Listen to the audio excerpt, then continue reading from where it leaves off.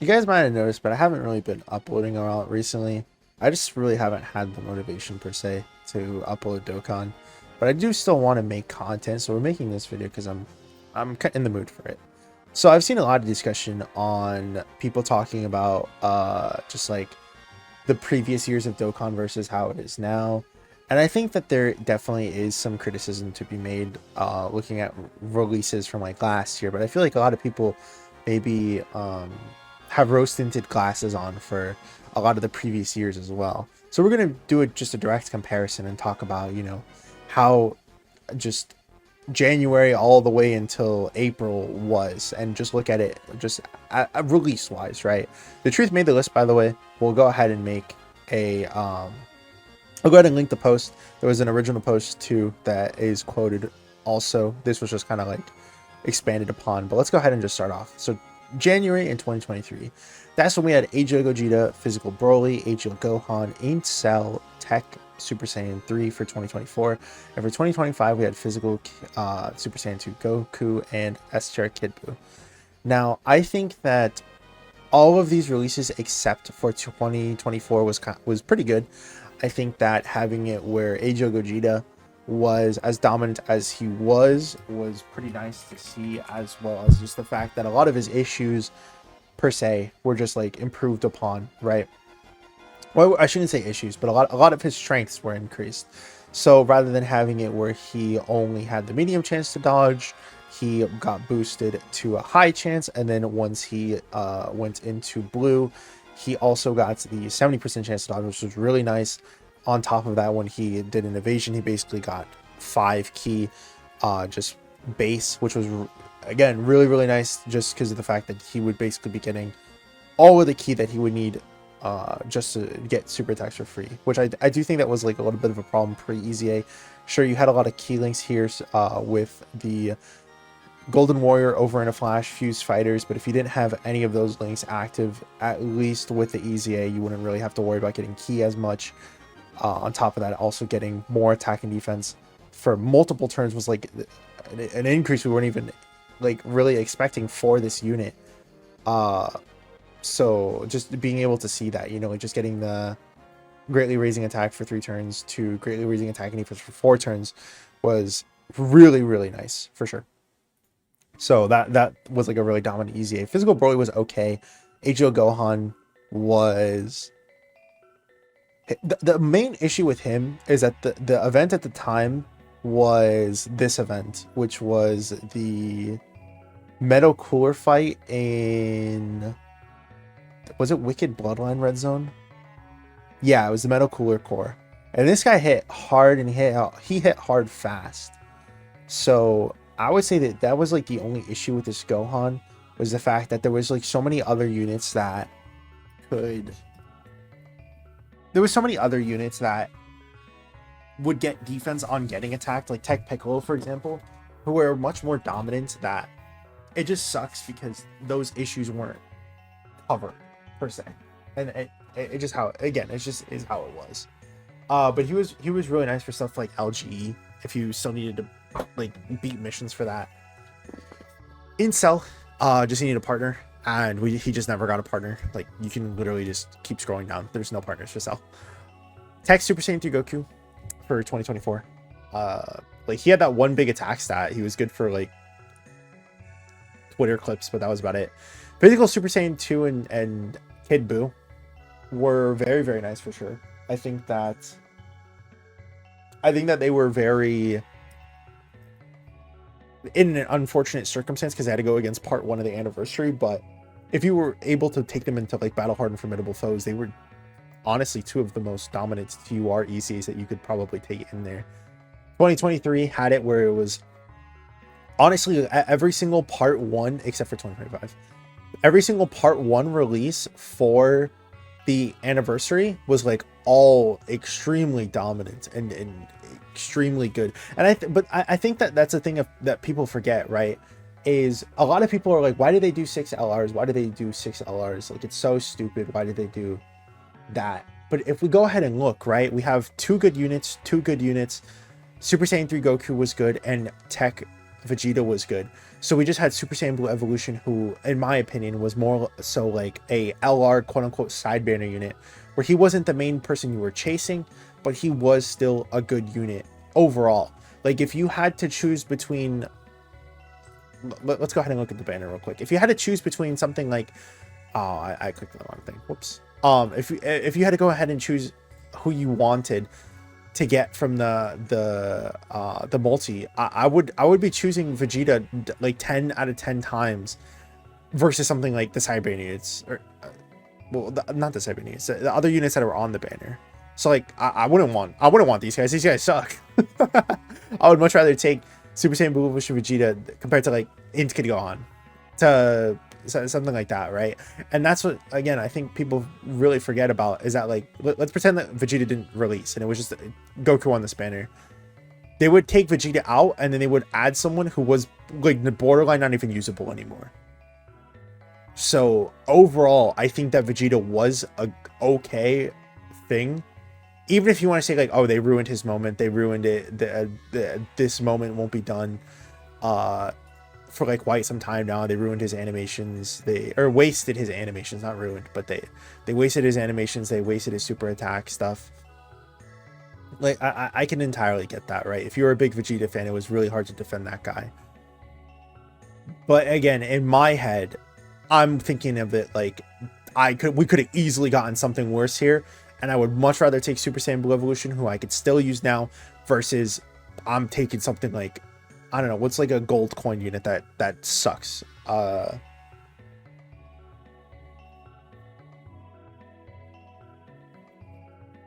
What it was Super Saiyan 3 Goku. Goku Trunks and Pan. Like if Goku Trunks and Pan were on this banner, because I'm trying to think of like GT related, right? If Goku Trunks and Pan were on this banner, this banner would be like worse overall, right? And again, that's the way I try to see it. But yeah, let's continue talking. Either way, two good units, and one mediocre unit. Then we had the side banner units, who honestly were pretty bad for 2023. Again, that's the thing I think a lot of people just completely gloss over when they look at the 2023 units and past anniversaries, is the fact that these side banner units suck. We had 7th year had like STR Broly, and it was, oh man, no, it was Sin Shenron, and Sin Shenron was okay, but STR Broly sucked. Then we have it where we go to 2023, and it was Agio Gotenks and Piccolo, and then Ice and Nova Shenron, who again, both were completely unusable. Int Go Frieza was like a must run on super bosses, and STR Hercule was a pretty decent side banner unit on the Dokkan Fest that was like a decent slot 3 for that team, right? Not someone that was like a must run per se, like Int Go Frieza. Or Go Frieza. Int Frieza. Alright, Golden Frieza, whatever. But still a nice staple on the team, right? Then we go into the part 1 EZAs. We have physical Super Saiyan Vegito. Super bad. STR Super Buu, who honestly once physical boot tanks came out, and the part EX, he was like a decent unit.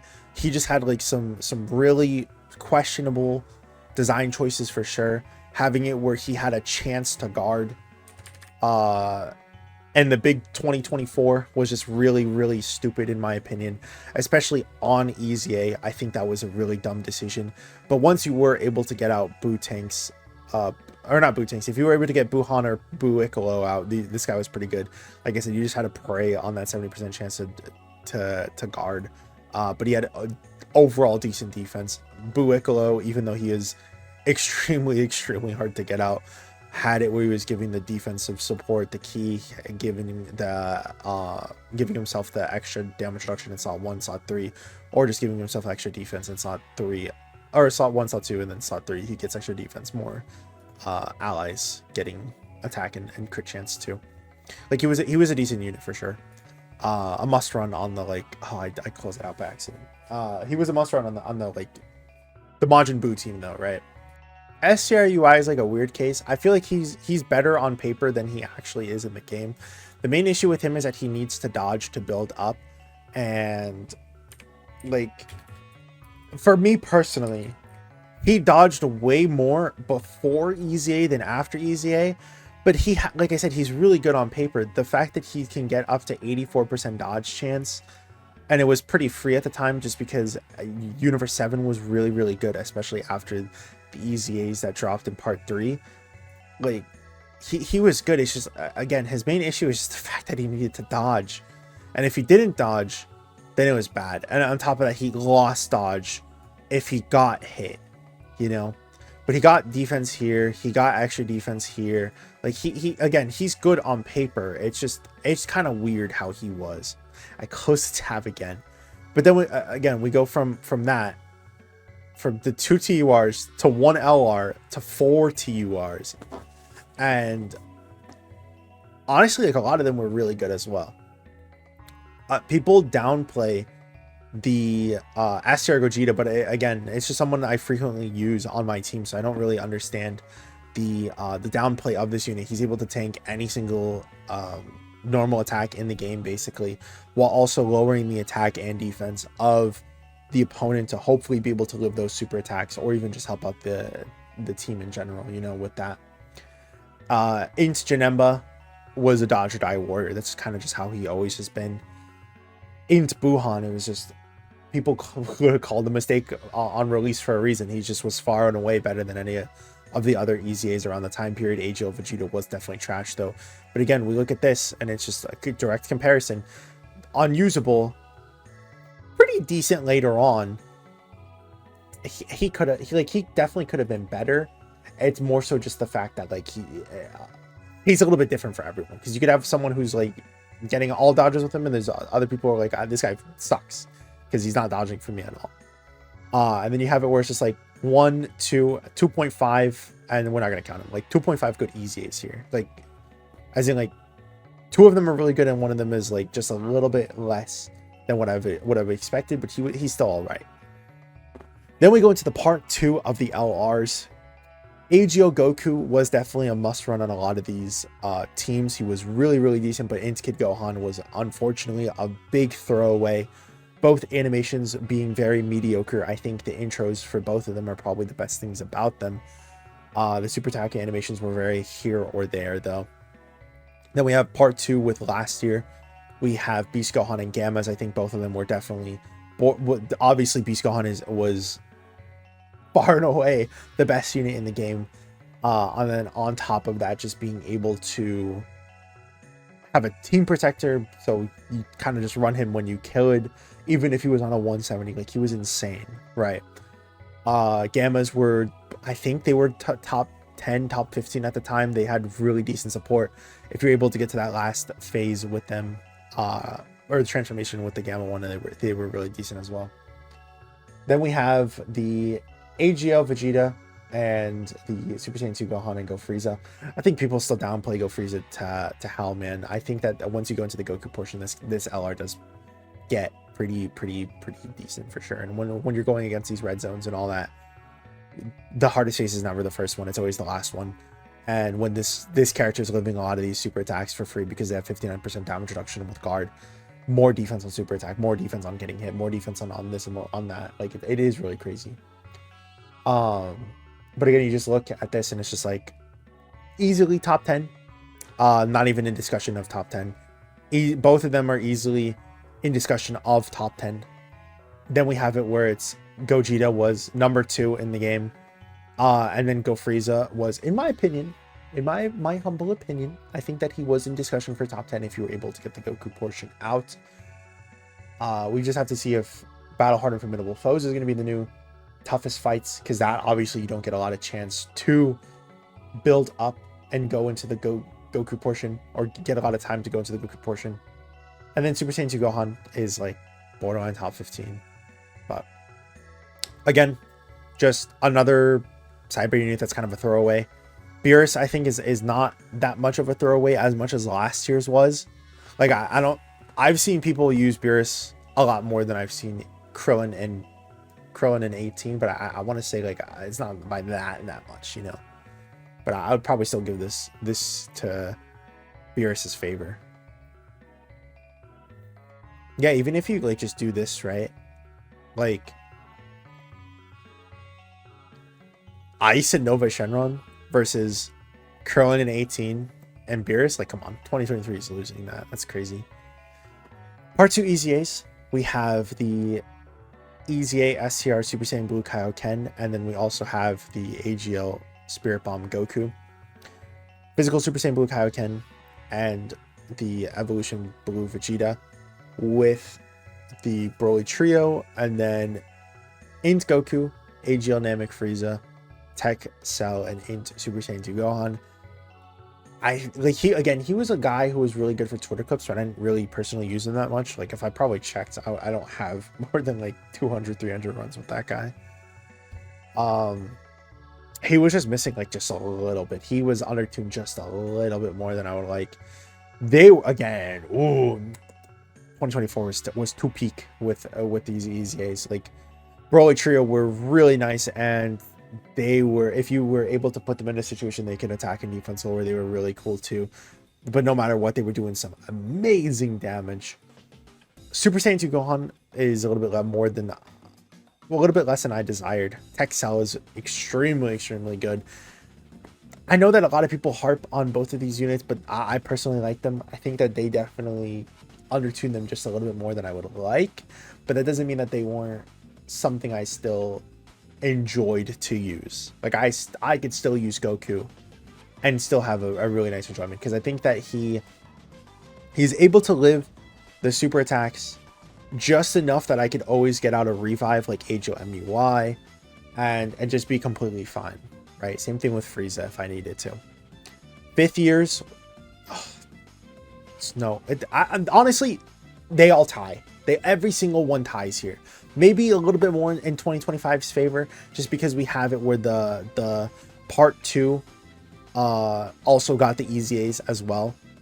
The Kaioken Goku versus the Great Ape Vegeta, like the part 2 to they were for 7th year anniversary, right? Yeah, but this was all 7th year anniversary. But like 5th years is cooked to perfection. AGL MUI Super Saiyan Blue Evolution cooked too much. It was too much. The kitchen was gonna be burned down.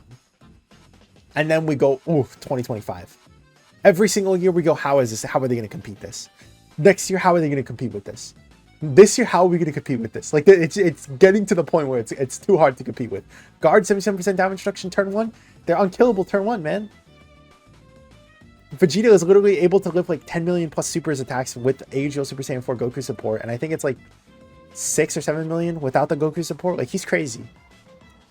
This was kind of like I don't know, like this was kind of a weird thing, because you could I could, there wasn't any like part EXs for our EZAs, but I guess if you wanted to just count that as like a little bit of a part 3, you know, I guess you could say that I don't know, because they weren't really to the quality of like AGL MUI and in Super Saiyan Blue Evolution Vegeta. Buhan probably was. No, he wasn't. He's not, because like you can't use him as well, like, because Vegeta does what Buhan does, but just 20 times better in terms of like tanking and everything. Yeah, but he had dodge. He was a big staple on extreme teams. He was the extreme, I guess, yeah. The SR Vegeta was meh. Bad Dokkan Fest, bad Dokkan Fest, bad Dokkan Fest. No one wins. All 3 of you burn in hell. Start of EZAs. Yeah, like, dude, we look at this. 2023 was pretty good with the MVP 17 EZA, having the damage reduction be increased by so much. Like, I didn't think it was going to be increased by that much. Super Saiyan Vegeta blows. AGL Bardock makes me cry. These 2 were pretty good though. Saiyan Day. I know I'm Mr. Biased when it comes to 2023 Saiyan Day, but I genuinely have a soft spot in my heart for this year, just because Kid Goku is so damn good, and he's gonna age really good, because he literally is just, he's literally just physical God Goku, but without the orb requirements. Like, that's literally just it. Obviously, just like small tweaks here and there to his passive, but AGL Kid Goku is just Saiyan Day for 2023, just without orbs. We're kind of bursting through these, but I just noticed that the video is almost 20 minutes long, so I'm trying to go a little bit faster through this. SR Beerus and Whis, they were kind of weird, because we didn't really have like anyone to link them up with, but they weren't bad per se. Super Vegeta, I think he was a little bit underrated in my opinion. I think that he was. I think he was a little bit better than people thought he was, in my opinion, because he could tank most of everything. He had it where, in like SBR and stuff, he had the guaranteed stuns, you know, guaranteed crits. You obviously just have to prey on those hidden potential additional attacks because he didn't have anything anywhere. That, and he wanted to go to, I think it was like specifically against Cell, so that was the only issue, is that they never released like a difficult Cell that for his time. Physical Path to Power Kid Goku beats all three of them though. I fucking hate AGL Super Saiyan 3 Goku so much. I don't know what people saw in him. Genuinely. 60% chance to dodge and barely able to tank attacks unless he's using that 60% chance. And he loses 30% chance after attacking. Such a stupid design. I don't know.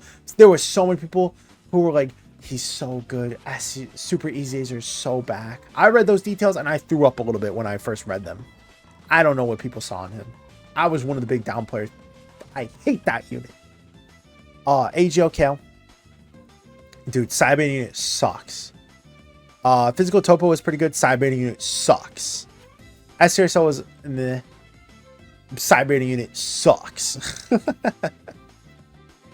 Actually, I don't know. I haven't personally used 18, so I don't know.